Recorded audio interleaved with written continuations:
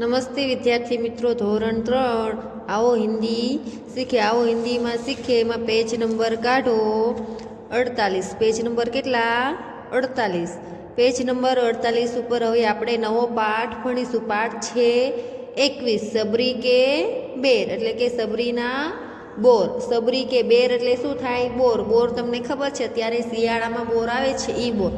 તો તમે રામાયણ મહાકાવ્ય છે એ ખ્યાલ જ હશે કે રામાયણમાં છે રામ ભગવાનની આખી જીવન ચરિત્રની કથા છે. એમાં સબરીનું પણ પાત્ર આવે છે કે સબરી છે, જ્યારથી એને રામ ભગવાન વિશેની ખબર પડે છે કે એક દિવસ એના ઝૂંપડીએ છે રામ ભગવાન આવવાના છે, એ દિવસથી સબરી રાહ જોતી હોય છે કે એક દિવસ મારી ઝૂંપડીએ છે એ રામ ભગવાન આવશે.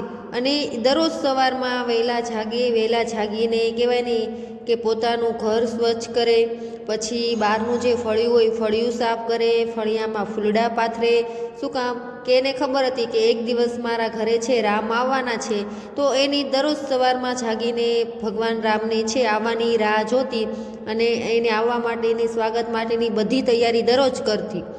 તો ક્યાં સુધી દરરોજ આવી તૈયારી કરી રાખે છે કે જ્યાં સુધી વૃદ્ધ થઈ જાય છે ત્યાં સુધી બધી તૈયારી કરી રાખે છે અને દરરોજ ભગવાનની રાહ જોતી. અને એ જ્યારે વૃદ્ધ થાય છે ત્યારે છે એ ભગવાન એની ઝૂંપડીએ જાય છે. તો એનું જ તે કહેવાય ને કે વિવરણ છે, કહેવાય ને કે પાઠમાં આપેલું છે, તો એ આપણે અંદર જોઈશું. અને સબરી ભગવાનને શું ખવડાવે છે કે પોતાના ચાખેલા એઠા બોર ખવડાવે છે. શું કામ?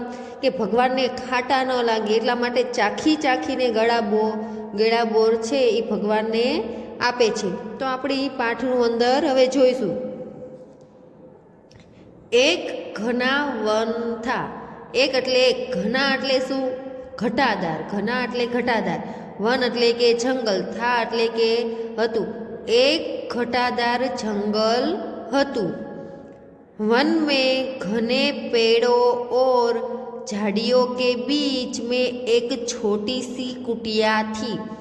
वन में એટલે કે જંગલમાં, ઘને પેડો એટલે કે ઘટાદાર ઝાડ. તમને ખબર છે કે જંગલ હોય તો જંગલોમાં શું નજીકમાં નકરા જ ઘટાદાર વૃક્ષો હોય, તો એ ઘટાદાર વૃક્ષો અને ઝાડીઓ એટલે કે ગીચ, વેલા ને એવું બધું અંદર આવી જાય. તો ગીચ ઝાડીઓની વચ્ચે, બીચ એટલે વચ્ચે, એક છોટી સી એટલે કે નાની અમથી, કુટિયા એટલે શું? ઝૂંપડી. જો તમને ચિત્રમાં ઝૂંપડી દેખાય છે એવી નાની અમથી ઝૂંપડી હતી. એટલે કે જંગલમાં ગાઢ પેડ અને ઝાડીઓની વચ્ચે એક નાની સી એક ઝૂંપડી હતી. જિસમે એક વૃદ્ધા રહેતી હતી. જિસમે એટલે એમાં છે એક વૃદ્ધા એટલે કે એક ડોસી અને એક વૃદ્ધ મહિલા, બે પણ થઈ શકે. જો તમને ચિત્રમાં દેખાય વૃદ્ધ મહિલા, તો તે રહેતી હતી. એટલે કે આ ઝૂંપડીની અંદર છે આ વૃદ્ધ મહિલા રહેતી હતી. વહ ભીલ જાતિ કી થી. જો આ ડોસી છી કઈ જાતિની હતી? ભીલ જાતિની. અને ભીલ જાતિ કઈ જ્ઞાતિમાં આવે? આદિવાસીમાં આવે. કે ભીલ છે એ કઈ કાસ્ટમાં આવે? તો આદિવાસીમાં. એટલે આ જે ડોસી રહી વૃદ્ધ મહિલા એ આદિવાસીમાં ભીલ જાતિની હતી. ઉસકા નામ સબરી થા. એટલે કે જ્યાં ડોસી રહી એ ડોસીનું નામ શું હતું? વૃદ્ધ મહિલાનું નામ સબરી હતું. વહ ભગવાન શ્રી રામ કી ભક્ત થી. જો આ જે વૃદ્ધ મહિલા સબરી રહી એ ભગવાન શ્રી રામની શું હતી? ભક્ત હતી. ભગવાન રામની દરરોજ પૂજા આરાધના કરતી હતી અને દરરોજ રાહ જોતી કે એક દિવસ મારી ઝૂંપડીએ છે ભગવાન રામ આવશે.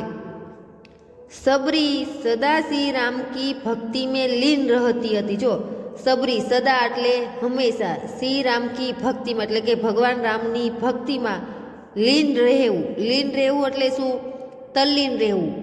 એમાં ભગવાનની તે ભક્તિ આખો દિવસ કર્યા કરતી હતી. સબરી હંમેશા શ્રી રામની ભક્તિમાં લીન એટલે કે તલ્લીન રહેતી હતી. વહ અપની કુટિયા સે ગુજરને વાલે કા સત્કાર કરતી थी. જો આ સબરી રહી વહ અપની કુટિયા સે એટલે કે તે अपनी एटले पोतानी, कुटिया एटले के झूंपड़ी, ते पोतानी झूंपड़ी पासेथी गुजरने वाले एटले शुं? पसार थवावाळा, पसार थवावाळा व्यक्तिनी सत्कार करती थी। सत्कार करवो एटले शुं? स्वागत करती हती। वन के पशु पक्षी उसके मित्र थे। हवे जे जंगलमां डोशीनी झूंपड़ी क्यां हती? जंगलमां हती। तो जंगलमां जे कंई पशु पक्षी रहेता हता ए डोशीना शुं बनी गया हता? वृद्ध महिलाना, सबरीना मित्र बनी गया हता। वह भगवान श्री राम की प्रतीक्षा करती हती। वह एटले ते, भगवान एटले भगवान, श्री राम की एटले के भगवान रामनी, प्रतीक्षा करवी एटले शुं? राह जोवी। प्रतीक्षा करवी एटले शुं? राह जोवी, एटले के राह जोती हती। तो चलो एक बार हूँ फरी वखत भाषांतर करी दઉં છું। एक गाढ जंगल हतुं। वनमां गाढ पेड़ अने झाड़ीओनी वच्चे, बीच एटले वच्चे, एक नानीसी झूंपड़ी हती, जेमां एक वृद्ध रहती, एटले के वृद्ध महिला रहती हती। वह भील जाति की थी, जातिनी हती। आ सबरी छे कई जातिनी हती? भील जातिनी हती। उसका नाम सबरी था। उसका एटले के तेनुं नाम सबरी हतुं। वह भगवान श्री राम की भक्त थी, एटले के ते भगवान श्री रामनी भक्त हती। सबरी छे भगवान श्री रामनी भक्त हती। जो तमने चित्रमा राम अने लक्ष्मण बे बताय छे तो ई भगवान रामनी शुं हती? भक्त हती। सबरी हमेशा श्री राम की भक्ति में लीन रहती हती। लीन रहेवुं एटले हमेशा भक्ति करती रहती हती। वह ते पोतानी झूंपड़ीनी नजीक गुजरने वाले एटले के पसार थवावाळा व्यक्तिनो शुं करती? स्वागत करती। के एनी जंगलमांथी जो कोई व्यक्ति पसार थाय तो एनुं स्वागत करती अने स्वागत करीने शुं? पोताना घरे लावे, जमाड़े, पाणी पाय। ए रीते जे पसार थवावाळा जे वटे मार्गो होय तो एनी स्वागत करती हती। वन के पशु पक्षी एना मित्र हता। ते भगवान श्री रामनी राह जोया करती हती। प्रतीक्षा करती थी एटले के राह जोया करती हती। हवे आपणे आगळ जोईए। बहुत दिनों के बाद भगवान श्री राम उनके भाई लक्ष्मण के साथ सबरी की कुटिया पर आए। बहुत दिनों के बाद एटले के झाझा दिवसों पछी। डोसी जे सबरी छे ए ज्यारे युवान हती त्यारनी राह जोती थी, कायम राह जोया करती। तो एनी झूंपड़ीए भगवान राम क्यारे आवे छे? ज्यारे साव वृद्ध थई जाय छे त्यारे छे के एनी झूंपड़ीए भगवान राम आवे छे। के बहुत दिनों बाद, बहुत एटले के घणा दिवसों पछी भगवान श्री राम उनके भाई एटले के एना भाई लक्ष्मण साथे सबरीनी झूंपड़ीए आवे छे। जो एटले भगवान राम रह्या ए लक्ष्मण साथे, आ लक्ष्मण छे, आ राम छे, तो राम छी लक्ष्मण साथे छे आ सबरीनी झूंपड़ीए आवे छे।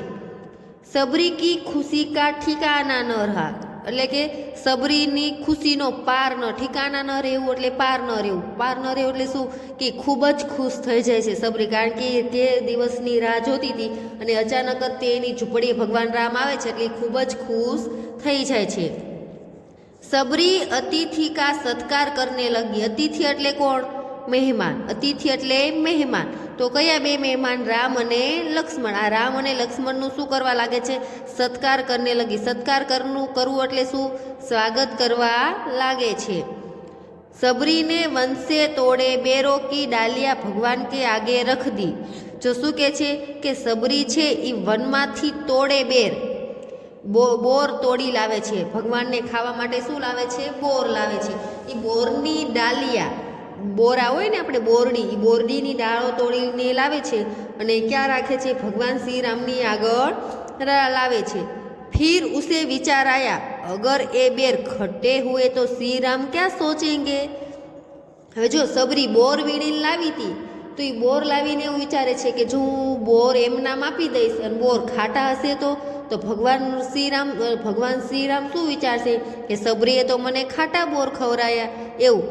इसलिए वह एक एक बेर उठाकर चख चख कर उन्हें खिलाने लगी। ले जो भगवान श्री राम ने बोर ખાટા ન લાગે એટલે સબરી શું કરે એક એક બોર ચાખીને ભગવાનને આપતી.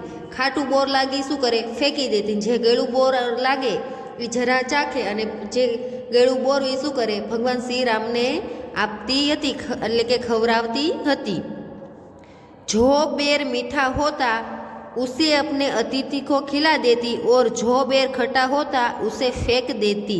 जो શું કહે છે કે જે બેર મીઠા હોતા એટલે કે જે બોર છે ગળું હોય, મીઠા એટલે કે ગળું હોય, એને છે એ ભગવાન શ્રી રામને આપતી હતી, એટલે કે ભગવાનને ખવડાવી દેતા. એટલે ખીલા દેતી એટલે શું ખવડાવી દેતા. અને જે બેર ખટ્ટા હોતા એટલે કે જે બોર ખાટું હોય ઉસે ફેંક દેતી, એટલે કે જે બોર ખાટું એને શું કરતી હતી ફેંકી દેતી હતી. તો ચલો એક વખત સબરીને વનસે તોડે બેરો સબરી વનમાંથી તોડીને બોરડીની ડાળીઓ ભગવાનની આગળ રાખે છે.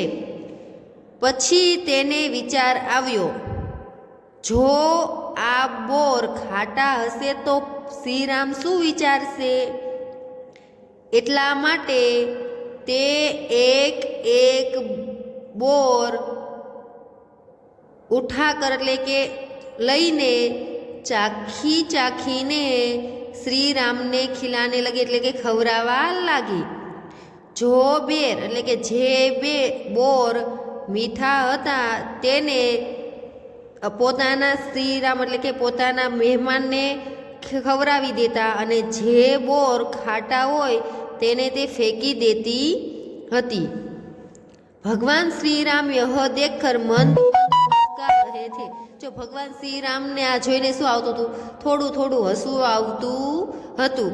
વે સબરી કે જૂઠે બેરો કો પ્રેમ સે ખા રહે થે. જો ભગવાન વે એટલે તે, સબરી કે જૂઠે એટલે શું? ચાખેલા અથવા તો એઠા. તો ભગવાન શ્રી રામ રે સબરીના એઠા બોર પણ ખાઈ જતા હતા. શું કામ? કારણ કે એઠા બોરમાં સબરીનો શું હતો? પ્રેમ હતો. તો એ પ્રેમ જોઈને ભગવાન શ્રી રામ રે સબરીના એઠા બોર પણ ખાઈ જતા હતા. સબરી કે બેર જૂઠે બેર નહીં બલ્કि उसकी भक्ति और प्रेम था. તો જો સબરી કે બેર જૂઠે બેર નહીં થે. જૂઠી એટલે કે એઠા બોર નહોતા, બલ્કि એટલે કે પરંતુ, ઉસકી એટલે કે તેની, ભક્તિ ઓર પ્રેમ થા એટલે કે એઠા બોર શું હતા? સબરીની ભક્તિ અને પ્રેમ હતો. એટલે કે સબરીના એઠા બોર નહોતા પરંતુ તેની ભક્તિ ઓર પ્રેમ હતો. તો અહીંયા તમને સમજાઈ ગયો આ પાઠ કે સબરી છે દરરોજ ભગવાનની શ્રી રામની રાહ જોતી. એક દિવસ ભગવાન શ્રી રામ એની ઝૂંપડી આવે છે અને એનું સ્વાગત કરે છે અને એમના ખાવા માટે શું લાવે છે? બોર લાવે છે. પણ બોર ભગવાન શ્રી રામને ખાટા ન લાગે એટલે સબરી શું ભગવાન શ્રી રામને છે ચાખીને બોર ખવડાવતી. ગળા બોર છે ખવડાવતી અને ખાટા બોર ફેંકી દેતી હતી. તો આ એઠા બોરમાં સબરીનું શું હતું? ભક્તિ અને પ્રેમ હતો. તો અહીંયા આપણે આ પાઠ પૂરો. હવે આની પછી આપણે એનું સ્વાધ્યાય જોઈશું.